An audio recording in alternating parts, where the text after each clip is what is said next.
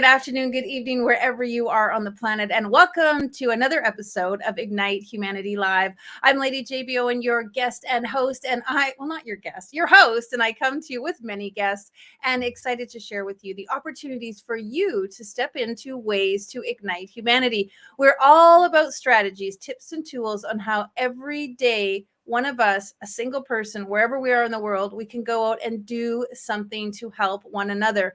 And the show is really all about ideas and strategies and ways for you to wake up and awaken your mind to different things in your life, your passions, your career, your hobbies, the things you love to do that are going to create a ripple effect around the world to raise the vibration. We all know now more than ever, we're being bombarded with things that are in fact pulling us down and creating this negative energy. This show is all about ways to raise that energy into something that is going to ignite others. And why do we use the word ignite?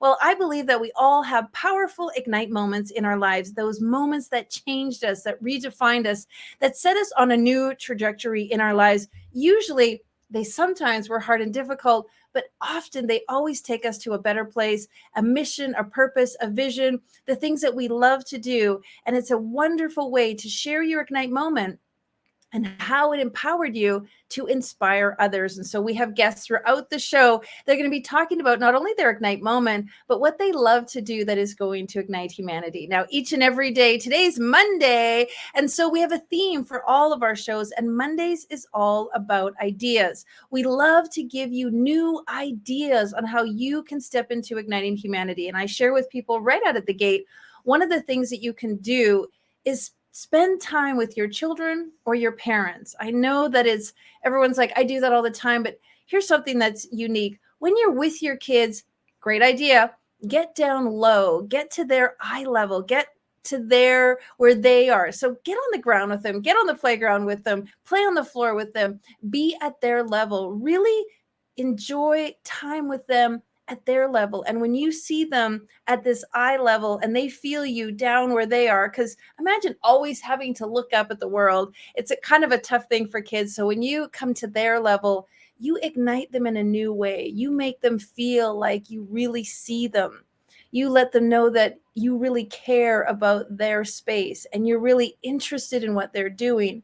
And when you show caring and interest and that extra special time with your kids, you ignite their heart, you ignite their imagination, you make them feel important. And that's what everyone in the world needs. Now, when it comes to your parents, go to their environment, go where they are most happy. So many times we're inviting people to our house because it's convenient for us. Spend some time with your parents doing what they love. Maybe it's gardening, maybe it's walking the dog, maybe it's just sitting on the deck. Whatever it is, take some time to ignite the people around you by going into their space. And so that's number one idea for today. Well, let's jump right in because I have a wonderful guest that I want to get deep in, really excited about the things that he's doing and share with you some of the ways that he's igniting humanity. Now, I met this gentleman last year. It was so fun. He gave me a phone call from an introduction, and we talked about some of the things that we love to do. And it was a super energetic phone call. We immediately saw each other the next day, and it's been friends and friends ever since. And every time we chat, it's just this electrifying magnet of ideas and inspiration on how to ignite humanity. And so Mr. Cullen is a digital marketing expert and always been highly passionate about sales since a young age. And so we will ask him a little bit about that, because I always believe there's an ignite moment that happens in someone's life that makes them go on the path that they choose. Now, Cullen, and we like to call him Stack. His last name is Stack, so we call him Stack. And so he has been working with brands and promotions and businesses, lots and lots of brands that you would know, MTV, ESPN, Rockstar, Maxim Magazine. So he's got a lot of experience in sharing and marketing and telling that unique story. And if you know anything about Ignite Humanity Live, we love it when you share your unique story, because that's what brings people together. All right, well, without further ado, let's bring him onto the show. Ladies and gentlemen, welcome Mr. Cullen. How do you do? How are you, sir? Good morning, good afternoon, good evening all around the world. How are you, Lady JB? Appreciate you having me here to discuss an amazing topic and connect with connect with the world and amazing people that are tuning in here to Ignite Humanity Live. I appreciate you having me. Thank you so much for being here. And, we go all over the world with the show. We were in New Zealand, we were in England, now we're in Florida. You're in Florida, correct? Correct. All South right. And Florida, so, beautiful and cold this morning. yeah, exactly. You've got great weather and you're doing some magic down there. You're really working with clients and brands and businesses, bringing them forth. We want to talk about humanity. So let me ask you, when you work with a brand or you work with a client and you see what they're doing, how do you help them make that message more global, more impactful? A lot of us are doing things that are just sort of self-driven. This show is really all about how do we widen that so more people are benefiting. Can you talk about some of the ways that our viewers can think about their message in a way that helps others? Absolutely, JB. That was a great question. And, really what I realized many years ago, coming from the physical world into now what is the digital era and the digital world online with the internet, is you really have to understand who you are. And I feel like step one is most important, to understand who you are and understand what your passion is, right? The purpose and the why that drives that gift that each individual person have. A lot of us really are focused on the next best thing or possibly the next opportunity, but a lot of you have a gift, you have a talent, you have a skill set. And I'd really just ask everybody to take a step back and really reflect on what makes you happy, what makes you passionate, and what is that talent and skill set that you may or may have not actually harnessed to share that message with the world on who you are, the value that you provide, and the gift that you can give to others, right? To pour into them and help them and guide them in that opportunity, that relationship, let it be personally and professionally. So I that's love that one you thing that I really understood when I was very young, by being out in the world, wanting to really help people, wanting to work at a young age. I went to work at a very young age as a teenager, and my drive and my passion was to learn by doing, not by actually being taught 100%. At that age, a lot of us are going through a curriculum where we're studying in school and we're being taught to do, but a lot of those things we're not able to apply. And I felt at a very young age, coming from a military family and a very hospitality and blue collar based background of my family and my loved ones, that I wanted to actually go out and do, not just be taught everything that was in my life that I was supposed to be applying.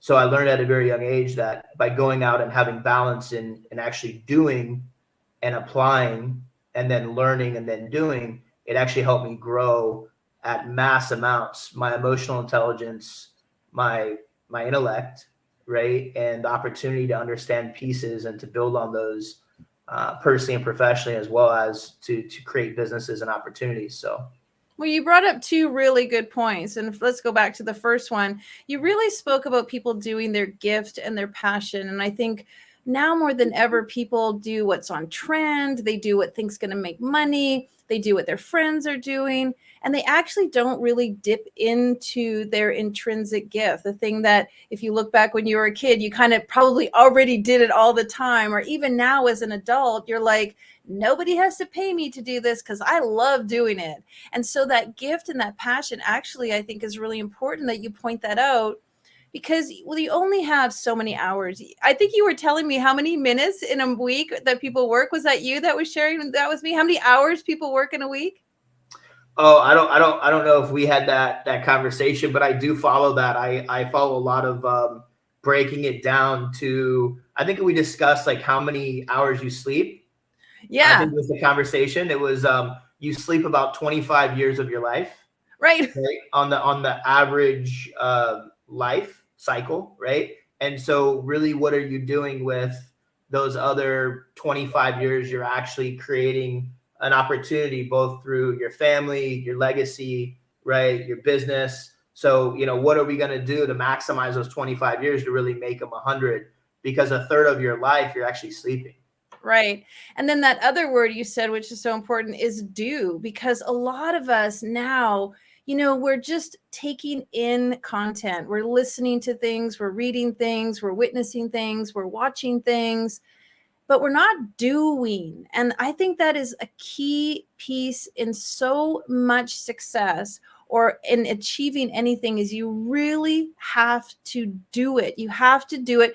And let's talk about what you and I both know. You have to trip and fall. You have to scrape your knees. You have to, learn the hard way. Can you talk a little bit about that? Because I'm sure in your business, you've had a few moments where you had to pick yourself up and keep doing. Absolutely. No, that was a fantastic question and great point, JB. Is you have to be consistent. You have to have the consistency. And there's a word called fail. And if you really understand the word fail, it's the first attempt in learning, right? And there's a very famous quote. You always hear people say, fail forward, right? Because if you actually learn, right, from those lessons and you take the L off of learn, what do you get? You get earn. So you can actually earn from what you learn if you truly apply what those teachings are, what those lessons are, how they happen, why they happen, right? And the outcome from them, right? So if you are really putting those wins on the board, a lot of those wins come, right, metaphorically from not hitting the ball the first time, right? Understanding how to position yourself at the plate, understanding your batting stance, right? I love analogies and metaphors. Understanding the equipment that you're using and how to position yourself properly so that when you do have the opportunity to hit that ball, you connect. It could be an RBI double, it could be a grand slam, but you practice and you stay consistent, and you also learn from those journeys, those opportunities, those trials and tribulations, and you create a recipe that you understand how to cook. And once you understand that recipe and how to cook it, you're going to have the opportunity to create money, which is a byproduct of doing the right things the right way with the right people.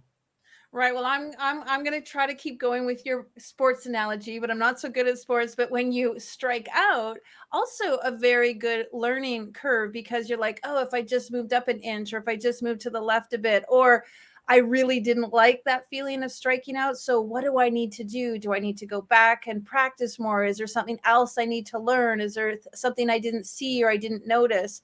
And so I love what you said about fail, because, well, personally, I don't ever think there's any such thing as failure. I always believe that you can't fail. Even if you take one step forward, you didn't fail there. You succeeded. It's the sitting and doing nothing that really is the failure. But what you said about failure, I love that. And I was just thinking, like, we got to write an article about that, because it's a really good idea. Let's just go back a little bit in your origin story. Is there an ignite moment where you feel like you failed, and yet in hindsight now, moving forward, you realize, like, wow, that was really a turning point for me? Yeah, another phenomenal question. I would say one of my most pivotal things in life that I learned was actually in 2020. During the pandemic and everything that was going on in the world, I created an opportunity from my talent and skill set, from my relationships and the relationship capital that I had with the right people over 15 years of my life, from early times and starting and working and creating business to present moment as a grown man and an adult. And I created an opportunity that was very influential, and it was a very big deal in the category and industry it was in. It was evolving, it was cutting edge, it was new, it was unique, and we were one of the first to do it, if not the first. But I didn't realize what I had to do with the tools and resources presently at hand for that opportunity.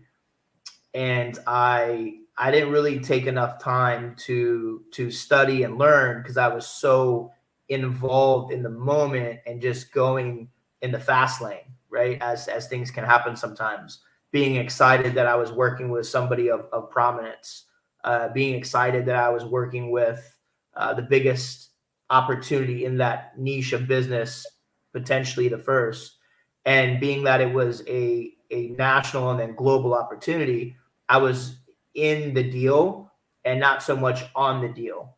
And I didn't pay attention to all the different moving pieces. so when it came time to monetize that deal and to go public on the stock exchange and go national and then be recognized globally in the tech space, it wasn't, I didn't really do my homework to again study what I was new at. I was new at going public. I was new at all the different tools and resources that are supposed to be studied and applied. And I Was it actually a fumble? I'm using a sports analogy. Did you fumble?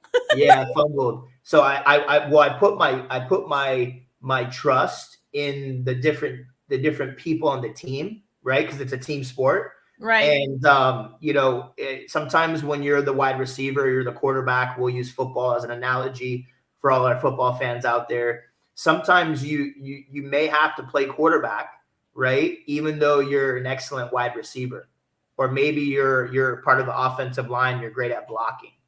And I found myself playing multiple positions on the football team. And the one big takeaway I learned is I should have just stayed as wide receiver. Because my talent and skill set was I knew how to make touchdowns. I knew how to run the plays in the playbook. I understood them, and I was great at being wide receiver. I wasn't great at tight end. I wasn't great at being a blocker. I wasn't a great kicker, right? I was a great wide receiver.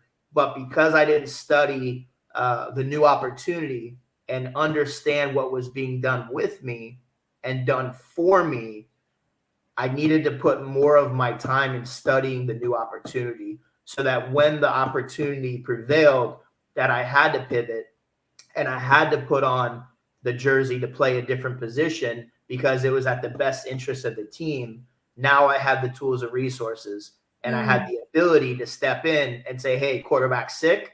I have to play quarterback today. Right. And I use this as an example in youth sports because I know a lot of us can relate to that. But yeah, that would be my biggest takeaway in life and business because it was so pivotal for me because that deal, just to give an example, was a multi-9-figure deal. And that deal was birthed from me having the vision and having the strategy and the understanding of that sport, right? In this case, that business, where I was able to bring the team together almost as a scouting agent, right? And I brought the right people to the team and we had a lot of success. But I learned once again that you have to study and you have to almost like going back to school, you have to be aware of the new opportunity, right? And when you're on a team, make sure that you have clear communication, right? And you have an understanding of those plays, right? And how to win the game. Once you know how to win the game, now you put that together and you can apply that in life and you can apply that in business because now you understand how to go out and find great talent, how to build winning teams, and how to create amazing success for everybody on the team.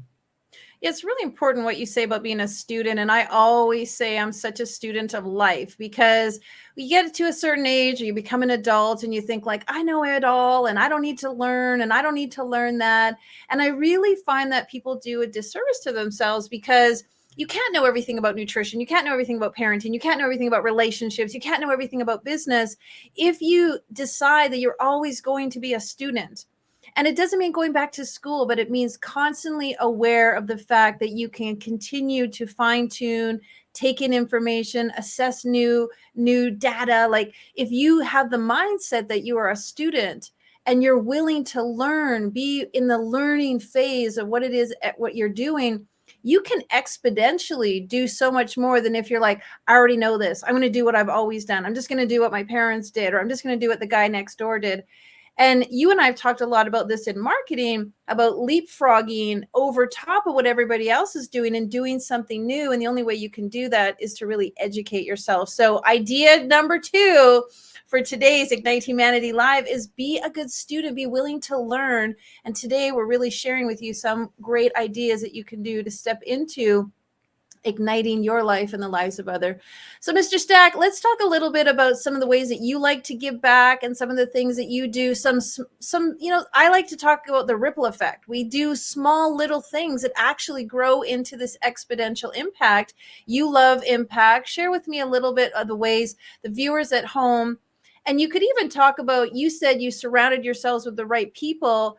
Some people may be asking, like, how do I get myself in front of the right people? What little incremental steps can I do to get myself around the people who are doing the kind of things that I want to do? Yeah, that's again phenomenal question, JB, and more than happy to share. I'll start off with the first part of that. Is most recently, I always use my self experiences, the experiences I have in life, and things that I've lived to give the best clarity and understanding of that. So October, end of September, October 2022, there was an unfortunate situation, Hurricane Ian, here in Southwest Florida that hit. I actually lived within a 30-mile radius of where the eye hit, right in Fort Myers. I live in Naples, Marco Island area, Southwest Florida. So within 16 hours, I remember like it was yesterday because it was just a matter of months ago. I turned to my family and I looked to my wife and I said, "Hey, watch the kids." Um, Regardless of my background and my training when I was younger, I've done a lot in the military and outside of the military in the civilian world to help people. I was just raised like that. It's in my DNA and it's in my heart. I've always been a heart-centered entrepreneur, impact-driven, and I love to help people, from the smallest things to the biggest things. If it's something I can genuinely do, directly or indirectly, I'm always doing things to help people because I know that everybody needs help and it's the right thing to do. And none of us are in this life together just by ourselves to do for us. It's always to do for others, and it's a byproduct of helping yourself by helping other people, right? And it's really that equal exchange of effort and energy that makes people successful and have the opportunity to grow in all aspects of life. With that being said, Hurricane Ian hit. The first thing I did was I picked up the phone and I reached out to people that I knew that had products, that had services, that were good quality people that could help me. And I said, okay, what do we need? We need water, we need MREs, we need canned goods, dry food, anything I knew. So within under a day, locally and nationally here in the United States, I was able to put together and deploy and use some of my experience and my skill sets from my previous training from the military and different things. And I said, okay, guys, this is what we need. We need these resources. I need them here within four days. We have no time, right? So I had a company actually from Illinois drive down, and logistically we couldn't fly it in because the government had the airport shut down, right? So I had to drive down lanterns, thousands of LED lanterns from a friend of mine that I'm blessed to know that was donated. I said, I'll pass them out. I'll go boots on the ground. I'll send you the videos. I'll send you the photos. I'll record it. I need this as soon as possible. Send me anybody you can. Send me the lanterns. I'll do the work. I had another client of mine come from Georgia with a whole trailer full of cases of water. I had another friend of mine that I actually had helped with marketing in the past. I had a local restaurant step up and start making food and pizzas. So we put together food and water and lights, gasoline. I started buying gas, whatever we could do to put these resources together. Then I hired a team of private security that were licensed and insured. I'm thinking logistics and safety as well, because we're going into a place where people are emotionally, physically just torn, right? And I wanted to make sure that everybody, ourselves and them included, in the process we're safe, right? As we're knocking on doors day and night, right? Sun's out, it's dark, whatever it may be. So that was a perfect example of the most recent relief effort I did. And it was very humbling to go into neighborhoods. And I actually have footage of this. I just never shared it publicly. We recorded it on our phones, and I have some GoPro footage of a client that filmed. His daughter actually came to help and filmed some footage that I could probably one day release and just show people the impact. And we really just did it for ourselves. We did it because we knew it was the right thing to do. And we wanted to document it just to show our children and our wives and our husbands and our friends and, staff that work for us that we're out here doing the right thing, leading by example. Beautiful, really beautiful. With that being said, I know that was probably the most impactful thing, being able to be boots on the ground and help people, and actually be there before the government and the military came in to help people. And then lastly, if you're looking to get around people that are like-minded entrepreneurs, that are heart-centered, that have the tools and resources to help you be better, do better, and really create this, this law of reciprocity to pour into others, and have it be this ecosystem of creating opportunity and creating strength, and really just this resourcefulness of being fraternal and connecting and wanting to spread love. You have to get out and connect. You have to go to private masterminds, public masterminds. You have to, really invest in yourself. There's nothing that I can say that I've done or been a part of that came to me by sitting at home. Everything I've ever created that had an impact, that created an opportunity, doing the right things the right way with the right people, money being a byproduct of me getting out there and actually going after it. So, events, conferences, trade shows, masterminds, Toastmasters, learning how to speak, right? Learning how to connect, go somewhere, learn something, even if it doesn't particularly pertain directly to who you are, what you do. Sometimes get outside of the box and go to a conference or a trade show that absolutely has nothing to do with you, but it's everything about connecting with relationships, with people, learning about what they do, right? The 80-20 rule of listen 80% of the time, speak 20% of the time. You can also apply that in business. So if you go seek 80% of knowledge to learn about others, right? To learn about how you can help, and then 20% is who you are and what you do and how you can apply that to help them, you're going to create opportunity and success. Bravo. I loved it. Fantastic ideas, folks. I hope that was helpful. We love to share. And of course, as Stack was a great example. One person can make a huge difference. Just pick up the phone, start doing what you know is right, make an effort. And it literally is the 7th principle of how to ignite humanity: give first and offer all you can. Well, big hugs and kisses to you. If you want to know more about my amazing friend, you can see on the screen, you can go check him out and get some more details. Love you so much, my darling. Thanks so much for being on the show. Big blessings to you, your wife, and the kids. Take care, and we will talk soon. Lots of love. Thank you. Well, ladies and gentlemen, as you can see, lots of ideas on ways that you can ignite humanity. And I want to encourage you, exactly what Stack said: go to different events, get out of the house, get off the couch, turn off the TV, and go be around people. And people create energy, and that energy creates impact. And it truly is an exciting way for you to go out and ignite your life and ignite the lives of others. When you ignite you ignite others. And when you ignite others, you ignite humanity. All right. Well, join us tomorrow. We have an incredible guest, Deborah DeLucy. She is an artist, author, teacher, speaker, and founder of the Abundant Love Project. She's going to be right here on Ignite Humanity Live. And we're going to be talking about the things that she's doing. In the meantime, today, take some of the ideas that we shared. Go be with your kids, be with your parents, get out there, meet new people, or surround yourself with people who are making an impact, and you too can make an impact in humanity. Lots of blessings. Have a great day. Now, more than ever, we need to come together to connect with one another.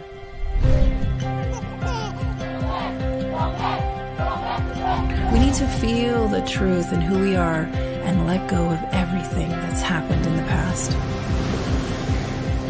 We need to empower every person on the planet and awaken hearts, enliven souls, come together, laugh, play, rejoice, connect, create, and love.